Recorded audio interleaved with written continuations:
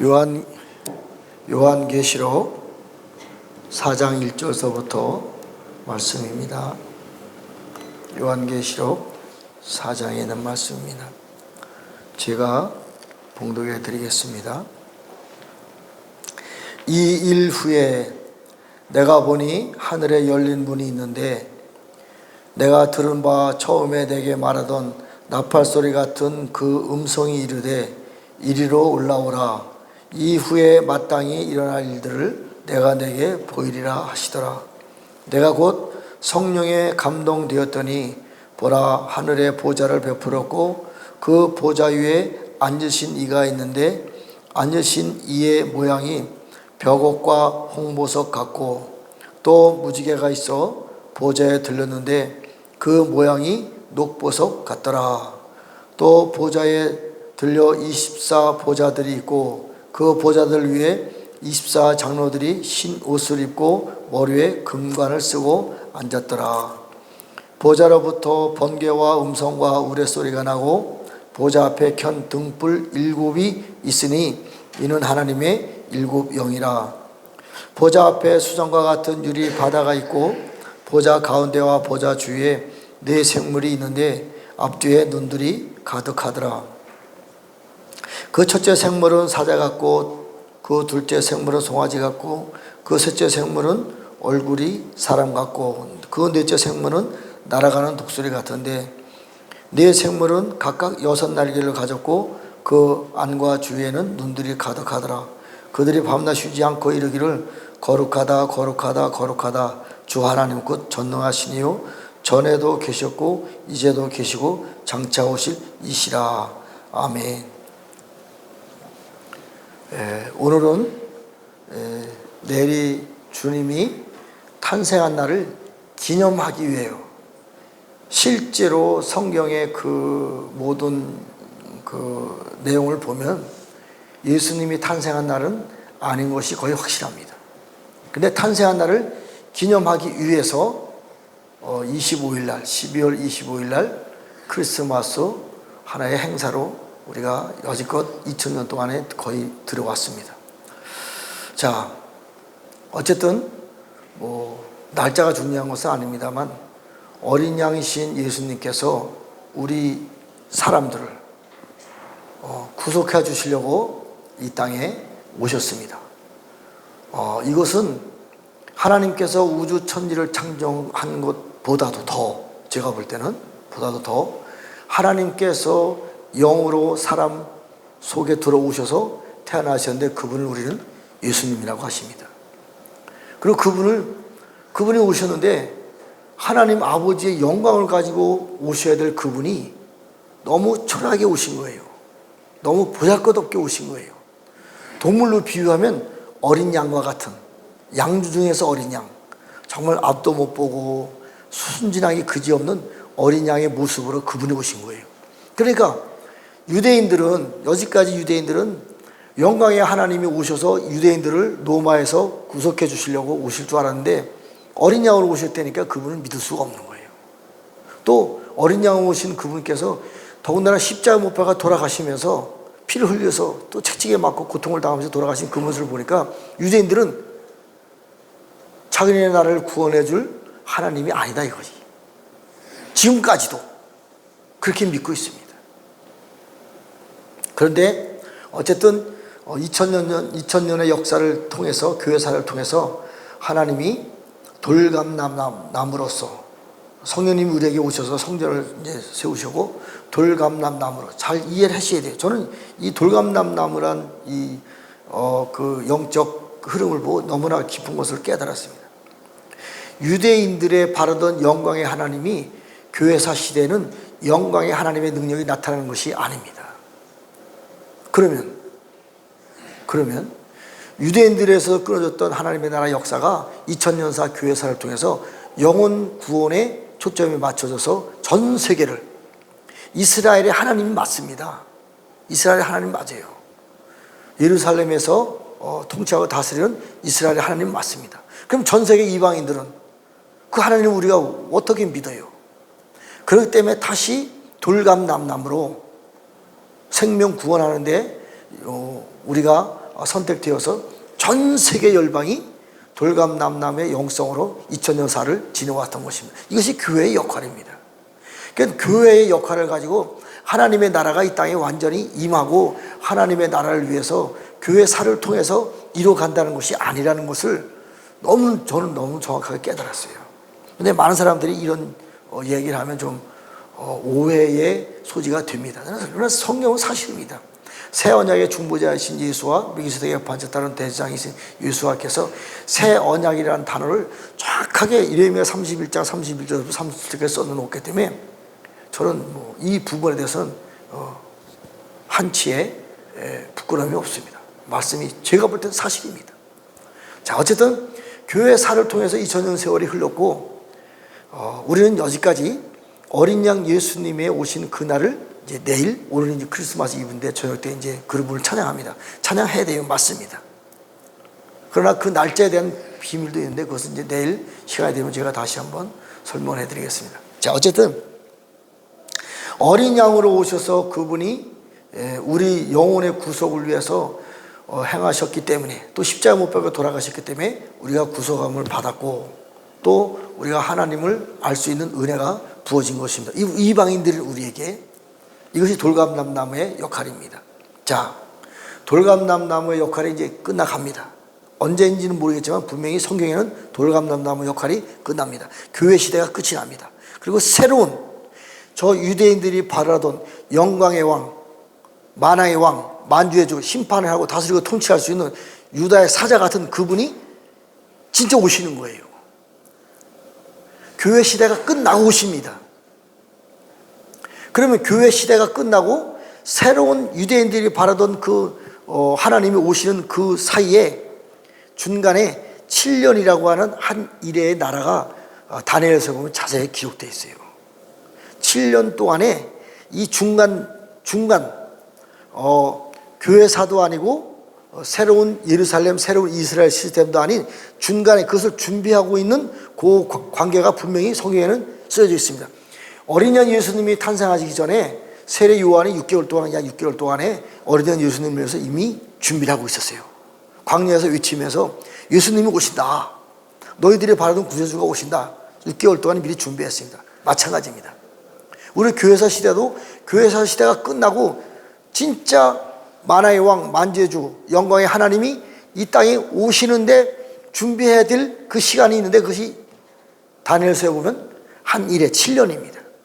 우리는 성경에서 말하는 7년 대환란이 그날이에요.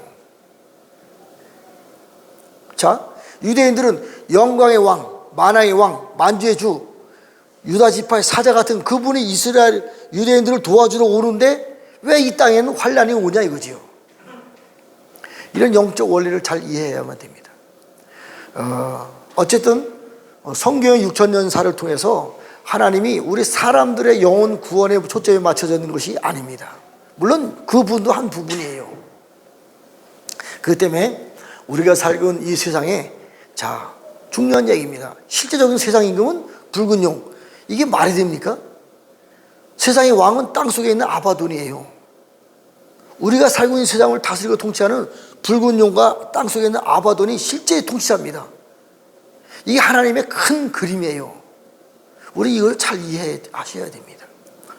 짧은 시간에 다 말씀드릴 수는 없습니다. 자, 어쨌든 이제는 어린 양 예수님은 오셨고 2000년이 지났어요. 돌감남나무 교회사 역할도 다 완성이 되었습니다.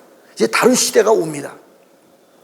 다른 시대에 올 때는 어린 양 예수님이 오셔서 우리들에게 역사하시는 것이 아니고 심판의 주 만왕 유대인들에게 역사했던 그 하나님이 교회사 시대에도 들어오셔서 완성을 이루는 거예요.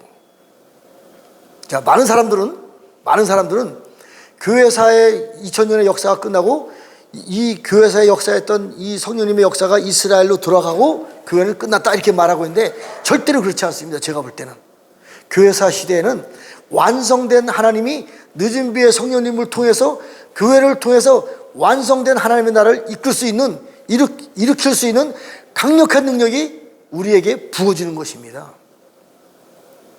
자, 오늘도 제가 읽어드린 이 말씀을 보면 계시록 4장에 있는 말씀은 주님이 공중 강림, 공중에 오실 때의 사건입니다.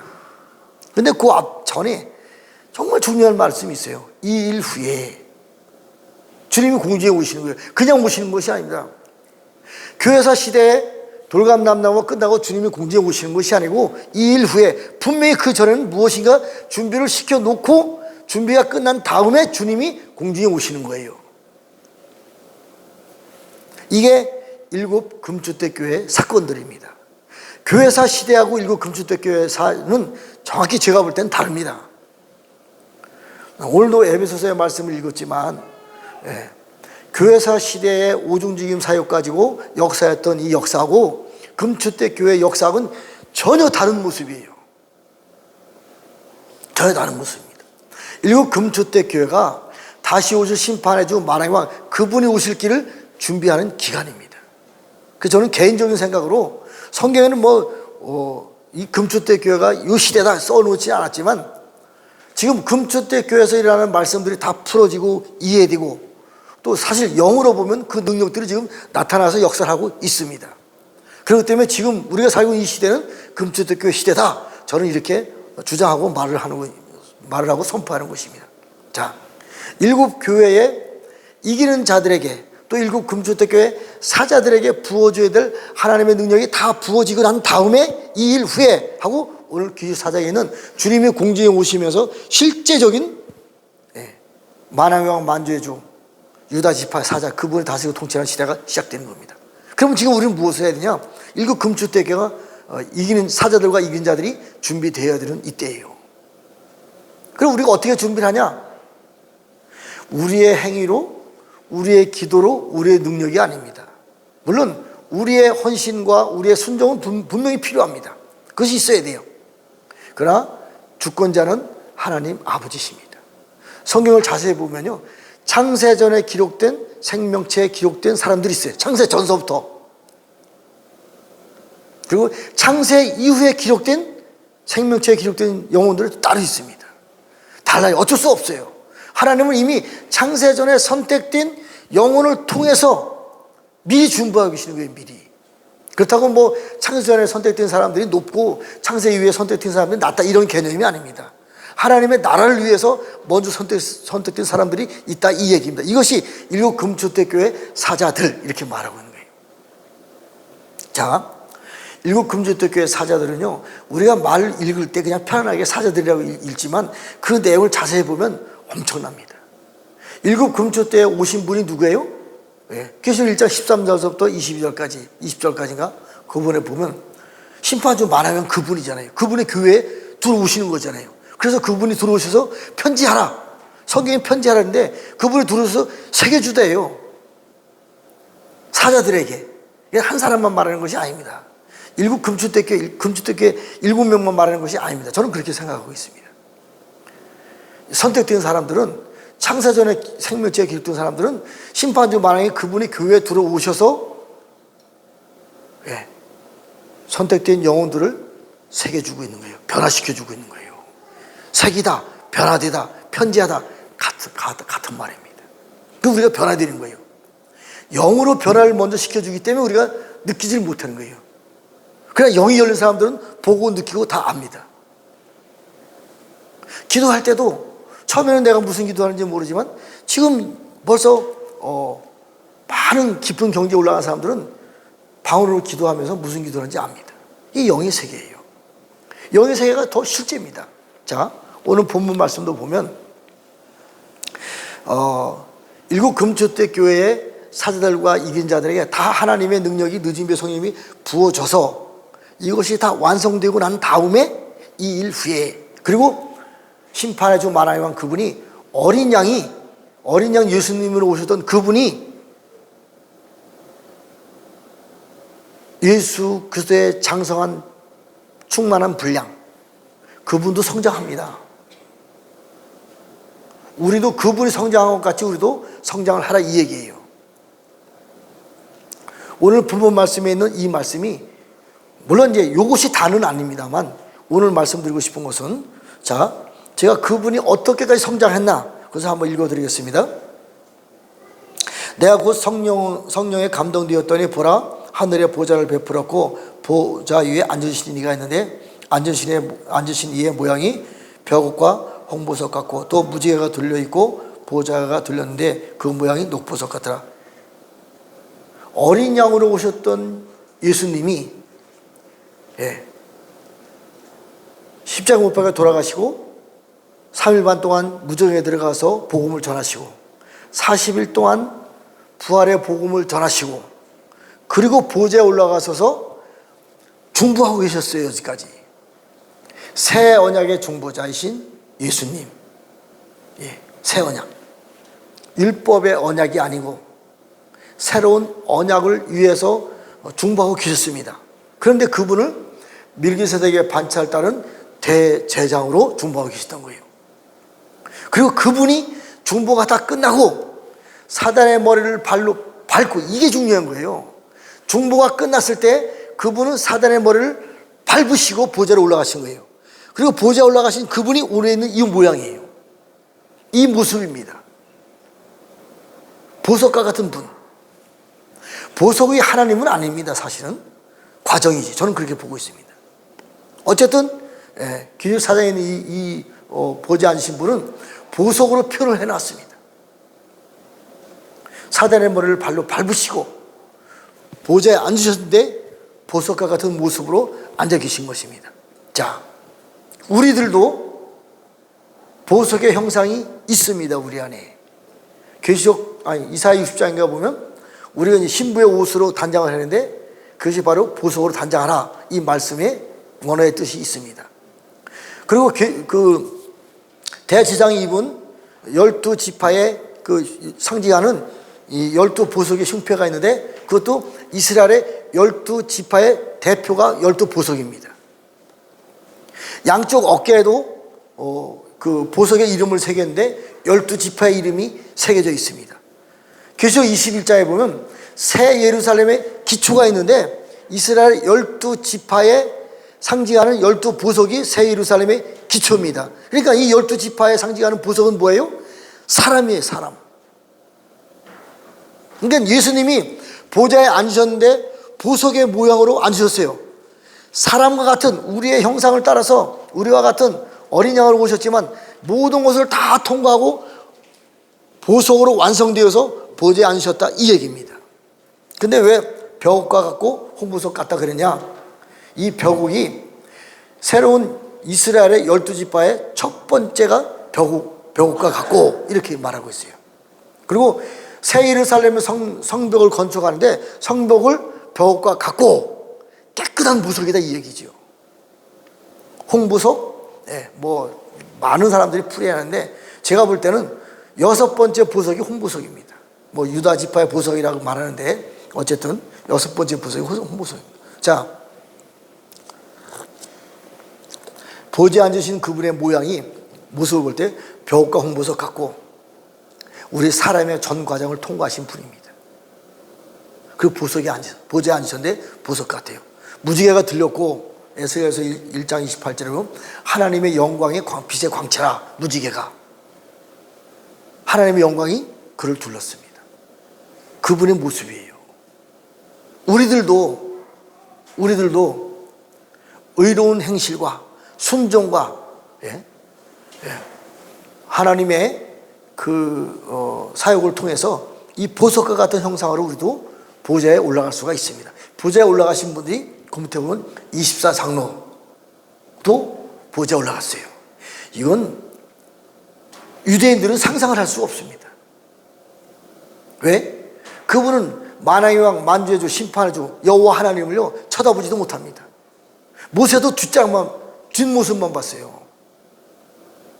그런데 우리는 그 하나님이 앉은 보좌에 우리들도, 물론 다는 아닙니다만 24장로가 된 이들이 흰옷을 입고, 일곱금지대 교회 보면요, 내가 흰옷을 입고, 이 부분이에요. 물론 흰옷 입은 사람이 다 장로는 아니지만 어쨌든 흰옷을 입고 보좌 앞에 올라갈 수가 있는 것입니다. 자, 또 이제 정말 이 어렵고 힘든 말씀인데 어쨌든 성경 말씀이 있기 때문에 제가 한번 이 말씀을 한번 성경적으로 한번 풀어봤어요. 저는 아직도 이 부분이 영적으로 약간 좀 제가 완성된 그러한 영성은 없습니다만 한번 풀어봤습니다. 제가 한번 중요한 말씀을 한번 읽어드리겠습니다. 보좌로부터 번개와 음성과 우레소리가 나고 보좌 앞에 켠 등불 7이 있으니 이는 하나님의 7 영이라. 지금 이 보좌는요, 구약 성경에 나와 있는 지성소를 얘기하는 것이 아닙니다. 성전을 얘기하는 것이 아니에요. 이 성전이 크게 볼 때 3가지의 성전이 있습니다. 첫 번째, 하늘에 천국에서의 성전이 있었습니다. 그리고 천국의 성전의 모양이 이 땅에 내려왔는데 구약시대 때 지성소, 구약시대 때 성막이 하늘에 있는 성전의 모형입니다. 자, 이 성전의 모형은 천국에서 있었던 성전인데 이것은 성소에 7 촛불이 있었어요. 지금 교회도 원래는 여기에는 7 촛불이 있어야 됩니다. 상징적으로. 이게 교회의 상징입니다. 7 촛대가 교회의 상징입니다. 자, 그런데 여기에 있는 촛불은요, 땅에 있는 교회도 아니고 천국에 있었던 그러한 성전도 아닙니다. 네, 잘 들으셔야 돼요. 히브리서 9장에 보면 예수님이 손으로 짓지 아니고 이 창조에 속하지 않고 손으로 짓지 않은 더 크고 온전한 장막을 내가 하늘에 올라가서 진다래요. 굉장히 중요한 얘기예요.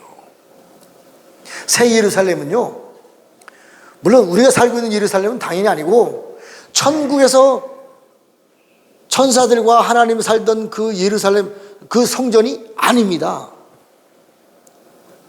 그 이후에 사단의 머리를 발로 밟고 보좌에 올라가서 지은 성전이 새 예루살렘이에요. 이 새 예루살렘에도 7 촛대가 있는데 7 불이 있는데 이 등불이 하나님의 7 영이다. 이거 엄청난 사건입니다. 하나님의 7 영은 말 그대로 여호와의 7 영입니다. 하나님의 7 영으로 하나님의 형상을 나타내고 있습니다. 그 하나님의 7 영이 세 번째 창조된 새로운 하늘나라 성전에 촛대로다가 그 영들이 빛을 밝히고 있는 거예요. 자, 계시의 내용을 자세히 보면요, 심판주 만왕이 그분이 오실 때에 오른손에 7 별을 가지고 온다네요. 이 7 별이 7 손이 하나님의 손에 들리는 7 별인데 이 7 별이 7 금주대교회 사자들 이렇게 말하고 있어요. 잘 들으셔야 돼요. 이건 사람 숫자를 얘기하는 것이 아닙니다. 완전한 숫자를 얘기하는 거예요. 7 교회 사자들이요, 하나님의 7 별입니다. 두 아들의 교회 이긴 자에게 철장 권세를 주고 내가 만국을 다스리고 통치할 수 있는 철장 권세를 주고 내가 그에게 새벽별이다, 새벽별을 주리라. 이 새벽별은 뭐예요? 사람이에요. 사람입니다. 저는 개인적으로 성경 해석하면요, 새로운 저 세 번째 창조된 새 예루살렘에 성전에 불을 밝히는 7 영도 저는 사람이다 이렇게 보고 있어요.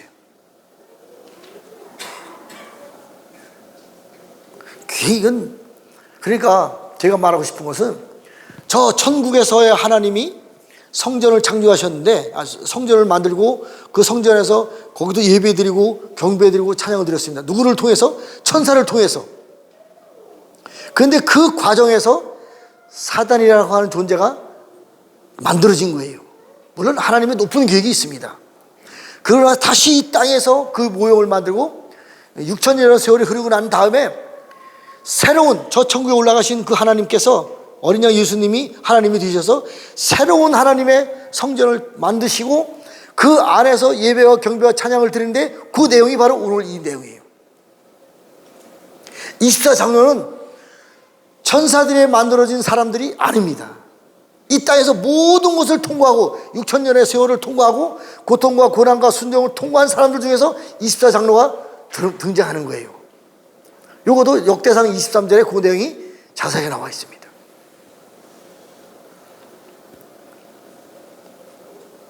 그리고 그 안에서 불을 밝히는 일곱 촛대도 일곱 교회 금주대 사자들, 오른손에 붙드는 일곱 별, 새벽별 다 같은 얘기예요. 또 한 가지, 요 뒤에 그 구절에 보면 심센 천사도 나옵니다. 자, 사단은요, 어쨌든 사단은 이 땅에서도요, 뱀의 강물, 용의 강물, 악어의 강물, 사단도 자기들의 세력이 있습니다. 그래서 이 세력을 통해서 사단도 선악과 나무 열매가 세워지고 선악과 나무 열매가 맺혀져서 사단의 나라도 우리가 사는 이 세상에서 완성을 합니다. 그래서 결과적으로 보면, 결론을 보면 세상 임금은 붉은 용, 일곱 머리 열뿔 붉은 용이 탄생되는 거예요. 만들어졌습니다. 처음부터 하나님이 일곱 머리 붉은 용을, 일곱 머리 열뿔 용을 만든 것이 아니고 이 땅 6천년 살을 통해서 그들이 생겨난 거예요. 계시록 13장에 바다에서 일곱 머리 열뿔 짐승이 올라옵니다. 처음부터 하나님이 그 일곱 머리 열뿔 만들어 놓은 것이 아니에요. 사단에 의해서 처음부터 만들어진 것이 아닙니다. 생겨난 거예요. 많은 사람들과 많은 우상과 우상의 영향력에 의해서 점점 용들이 더 높아지고 강력해져 가는 것입니다. 두 뿔 달린 짐승처럼 많은 짐승도 마찬가지예요.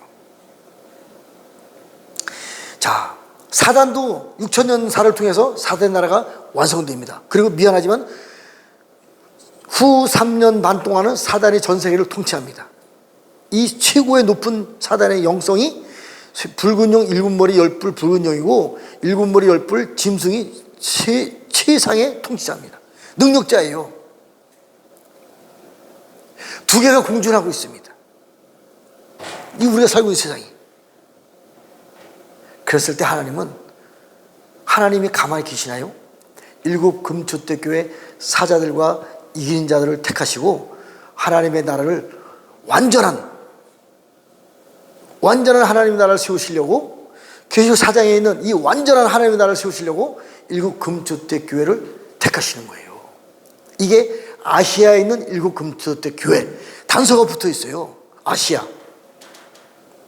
이스라엘 나라 구약시 성경 말씀으로 보면 동쪽에 해 뜨는 곳에서 일곱 금촛대 교회를 선택하시고 그 교회 사자들과 이긴 자를 통해서 저 무시무시한 사람들과 싸워 이길 수 있는 더 강력한 하나님의 영으로 우리들에게 하나님의 형상으로 완성시켜주고 있는 것입니다.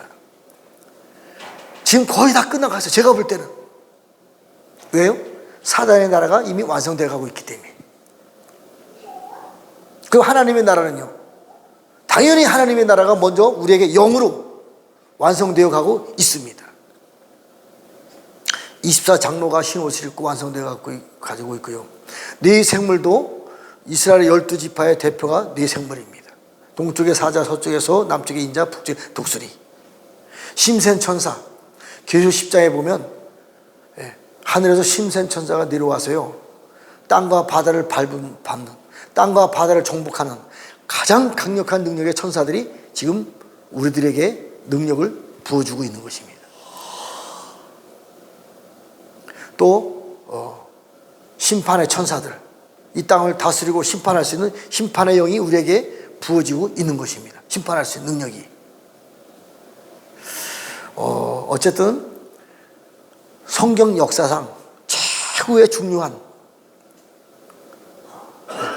여지까지 선진들을 볼 때 히브리서 11장 40절에 있는 말씀처럼 40절에 있는 어쨌든 그 말씀처럼 선진, 낙원에 올라가서 잠자고 있는 선진들, 모세도, 엘리야도, 엘리사도, 여지까지 잠자고 있었던 모든, 제가 볼 때 예수님의 12사도들도 12제자들도 낙원에 올라서 잠자고 있습니다.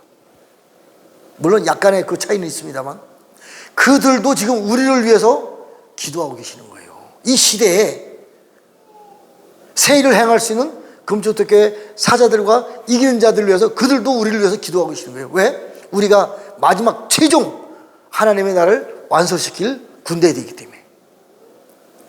창세기 2장 1절, 하늘과 땅의 모든 군대가 완성되었다. 지금 이 순간입니다. 일곱 금주택교회 순간이에요. 이것이 완성되고 난 다음에 주님이 공중에 오시는 거예요. 왜요?